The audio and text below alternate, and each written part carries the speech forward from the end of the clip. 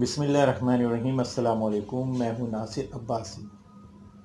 لیجیے جناب، کرونا نے خوفناک شکل اختیار کر لی ہے کراچی میں۔ کراچی کے اسپتال کرونا کے مریضوں سے بھر گئے ہیں۔ اب ان میں جگہ نہیں ہے۔ لوگ کراچی کے فٹ پاتھوں پہ چادریں ڈالے لیٹے ہوئے ہیں کرونا کے مرض میں مبتلا ہو کر۔ حکومت سندھ پریشان ہے کہ کیا کریں۔ اس کے لیے وہ سوچ رہے ہیں کہ 6 بجے شام کا لاک ڈاؤن ختم کر کے 15 دن کے لیے مکمل اور سخت ترین لاک ڈاؤن لگا دیا جائے اور مزید سخت اقدامات کیے جائیں تاکہ کرونا کی صورتحال کچھ بہتر ہو۔ پہلے کرونا شروع ہوا تو گھروں میں قید کر دیا گیا، کہا گھروں میں رہو، 2.5-3 مہینے تک لوگوں کو گھروں میں قید کر کے رکھا۔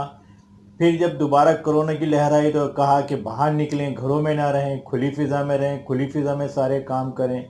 اور اب پھر 15 دن کے لیے لوگوں کو گھروں میں قید کرنے کی منصوبہ بندی ہو رہی ہے۔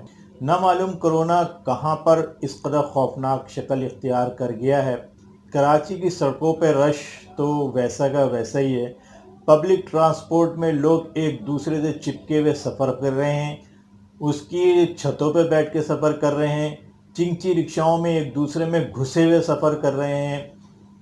مارکیٹوں میں رش ہے، اتنا رش ہے کہ ان کے سامنے جو سڑک ہے وہ ٹرانسپورٹ اور گاڑیوں کی وجہ سے بند ہو گئی، بلاک ہو جاتی ہیں۔ بینکوں میں، ریسٹورنٹ میں، شاپنگ مال میں تل دھرنے کی جگہ نہیں ہے۔ مگر سندھ حکومت کہہ رہی ہے کہ کراچی میں کرونا کی شرح 30% سے زیادہ بڑھ گئی ہے۔ لوگ ویکسین بھی لگوا رہے ہیں کیونکہ اس کے لیے دھمکیاں دی جا رہی ہیں کہ سم بلاک کر دیں گے، ہوائی جہاز کا سفر نہیں کرنے دیں گے، پبلک ٹرانسپورٹ میں نہیں بیٹھنے دیں گے، اسپتالوں کی او پی ڈیز میں نہیں آنے دیں گے۔ او پی ڈیز کو بند کر دیا گیا ہے کرونا کی وجہ سے۔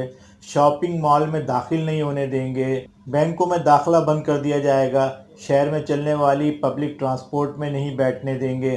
شکر ہے کہ سندھ گورنمنٹ نے گھروں میں داخلہ بند نہیں کیا، ورنہ اگر وہ کہہ دیتے کہ ہم گھروں میں داخل نہیں ہونے دیں گے تو عوام ان کا کیا اکھاڑ لیتے۔ اس ساری صورتحال پہ جب غور کیا تو ایک تقریر سنائی دی جو نیشنل ہیلتھ انسٹیٹیوٹ کے director general major general retired Aamir Ikram صاحب نے کراچی میں ایک تقریب سے خطاب کرتے ہوئے کہی۔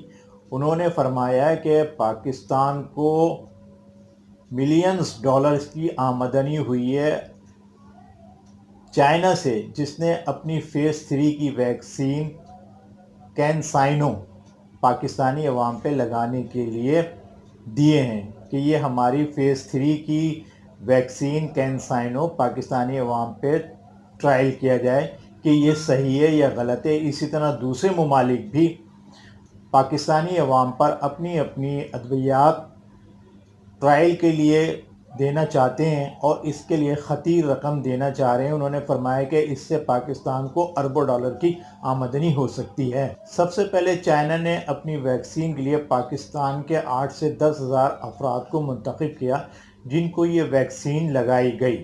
یہ تو عوام کی خوش قسمتی رہی کہ فیز 3 کی جو ویکسین تھی جس کا ٹرائل پاکستانیوں پہ کیا گیا اس نے کوئی ہولناک اثرات مرتب نہیں کیے، ورنہ اگر اس کے اثرات ہوتے تو یقیناً پاکستان میں اموات کی شرح بہت بڑھ جاتی اور اس کا بھی فائدہ حکومت کو ہوتا کیونکہ ہر مرنے والے پہ اقوام متحدہ کچھ رقم دے رہی ہے پاکستان کو۔ اور اگر 23 کروڑ عوام میں سے 1,00,000-2 لاکھ مر بھی جائیں تو کیا ہوگا؟ کوئی فرق نہیں پڑے گا، شہید کہلائیں گے کہ انہوں نے وطن کے لیے ڈالر حاصل کرنے کے لیے اپنی جانیں قربان کر دیں، اس لیے انہیں شہید کا درجہ دے دیا جائے گا۔ پوری دنیا میں کرونا کی ویکسین کے لیے پاکستان سے اچھا اور پاکستان کی معصوم عوام سے زیادہ معصوم عوام کوئی بھی نہیں ہے، کیونکہ باقی ممالک کو روپوں کی نہیں اپنی عوام کی فکر ہے، لیکن پاکستان کو روپوں کی اس وقت بہت ضرورت ہے کیونکہ پچھلی چور حکومتوں نے خزانے خالی کر دیے اور قرضے بے پناہ لے لیے ہیں جو ہماری موجودہ حکومت اتار رہی ہے اور اس کے لیے وہ ہر طرح سے روپے حاصل کرنے کی کوشش کر رہی ہے۔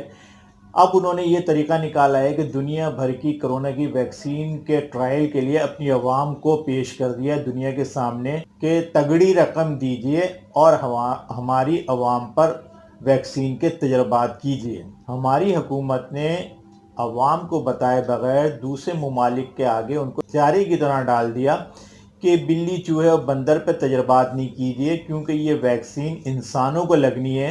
اس لیے ہمارے پاس 23 کروڑ انسان موجود ہیں، ان پہ تجربات کیجیے۔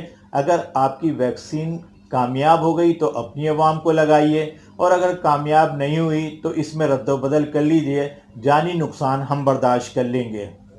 بس مال جو ہے وہ تگڑا ملنا چاہیے، اور عوام کو کس طرح ڈرانا ہے، دھمکانا ہے، یہ ہمیں بہت اچھی طرح معلوم ہے۔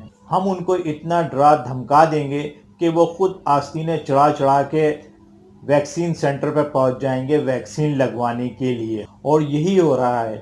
65 سال کی عمر سے زیادہ افراد کو ویکسین لگانے کا مشورہ دیتے دیتے اب 18 سال کے نوجوانوں کو بھی ویکسین لگانے کی پابندی لگا دی گئی ہے کہ ہر آدمی ویکسین لگوائے گا۔ دنیا بھر کی ویکسین کے تجربات پاکستانیوں پہ ہو رہے ہیں، جو زندہ رہا، جو مر گیا۔